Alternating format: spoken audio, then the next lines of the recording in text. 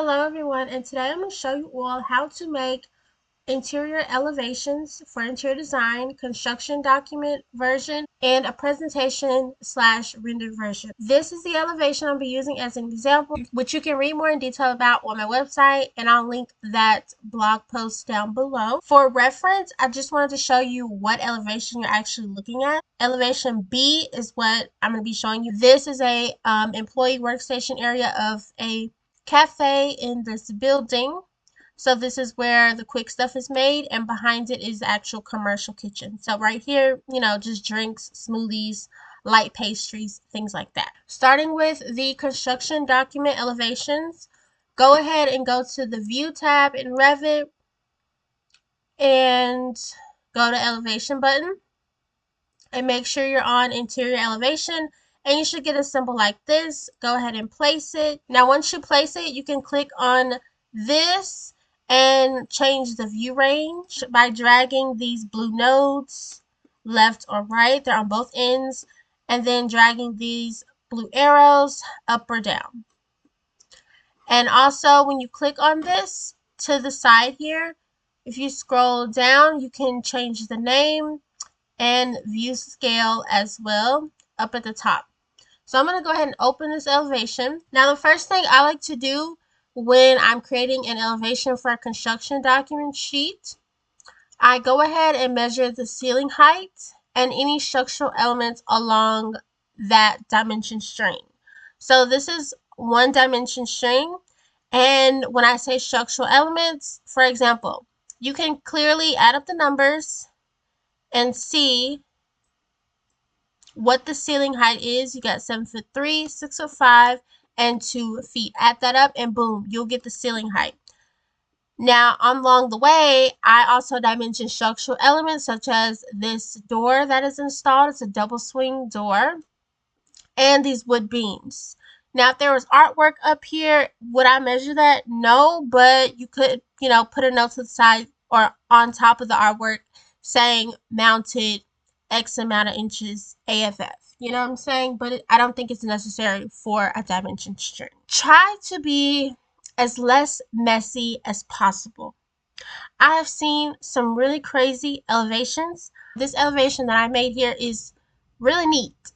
Really, really neat. And honestly, that's how I do a lot of my work. So I just want to share that advice with anyone who's watching and needs help with elevations. When you're doing your dimensions, don't be redundant with your dimensions. For example, this dimension string here, measuring the ceiling height, I would not add another dimension either here, showing those numbers added together, or on the other side. That's redundant. Why would I add that when there's already one right here that's also measuring structural elements? So like the height of this door, the height and depth of the wood beams, things like that.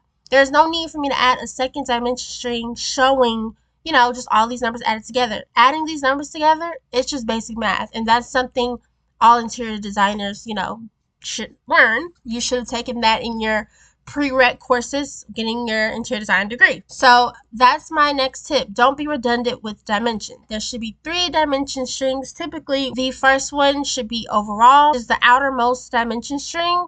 That would measure this entire wall from side to side.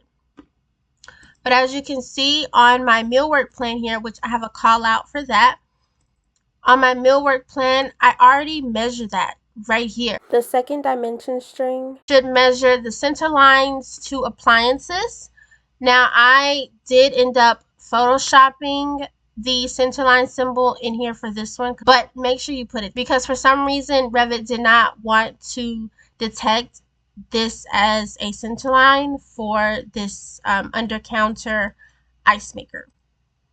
But yes, the second dimension string should go to the center line of all appliances. So this one goes to the sink, this one goes to the under counter refrigerator, and this one goes to the under counter ice maker. Now the last line, which is the innermost line, that should measure all your millwork.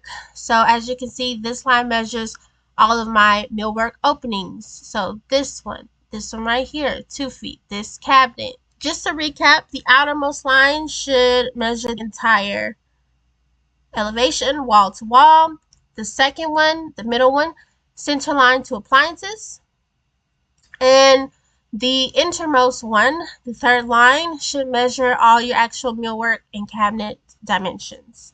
Now, to get this dash line, which is what you want to use to represent a center line other than the actual symbol itself, just click that dimension string, press edit type, and make sure for centerline symbol you have centerline, and for the centerline pattern you can choose dash dot 316. But really you just don't want a solid line. You know, you can choose dash dot 3/8, but typically I've noticed that it's always dash dot.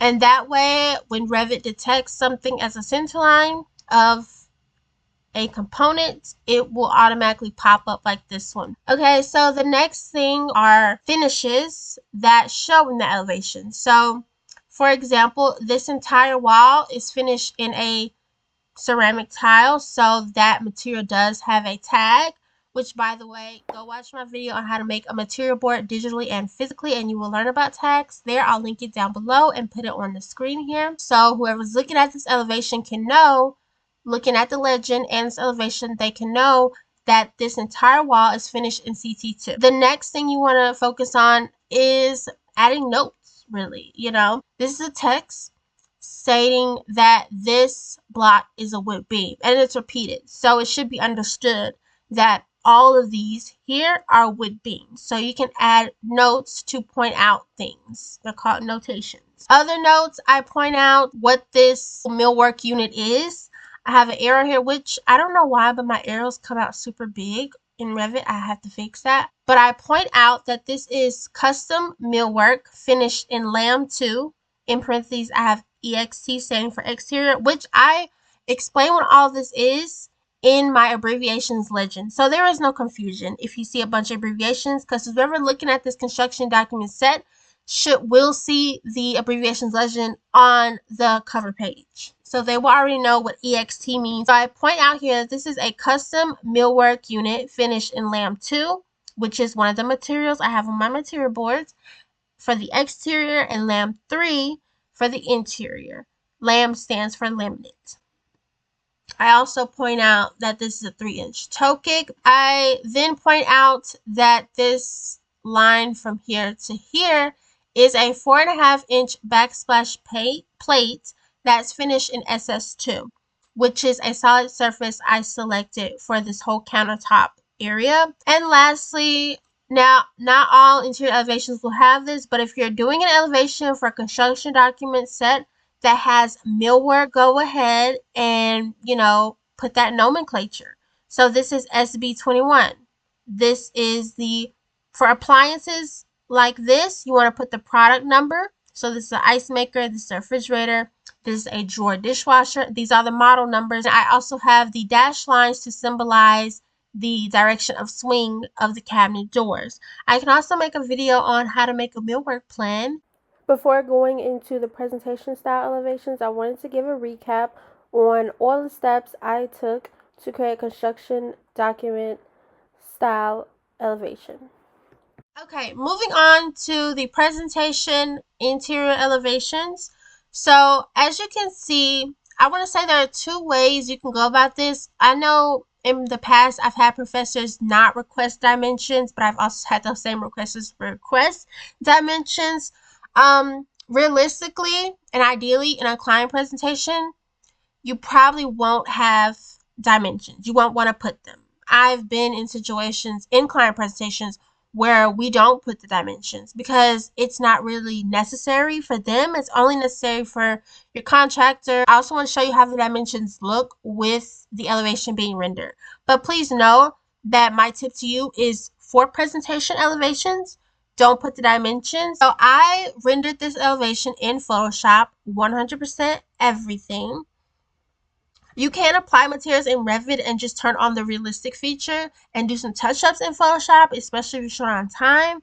But I like to add a lot of realism, so I just start from scratch everything in Photoshop. I applied the interior finish and the exterior finish of the millwork, added realistic photos of the appliances, including the paper towel holder, the doors, the coffee machine, the drink dispenser, as well as the menu. Added the ceramic tile for this entire wall and the texture finish for the wood beams. I have the name of the elevation and which elevation it is, as well as which direction it is going in. I really like how this elevation turned out because it is very clean and neat while still showing realistic features on how the space is actually going to look. Thank you all for watching. That is how you can create interior elevations for construction documents, and I wanted to show you the steps I took to create a presentation style elevation. Thank you for watching. Let me know your thoughts, comments, and questions. Please like, comment, and subscribe. God bless.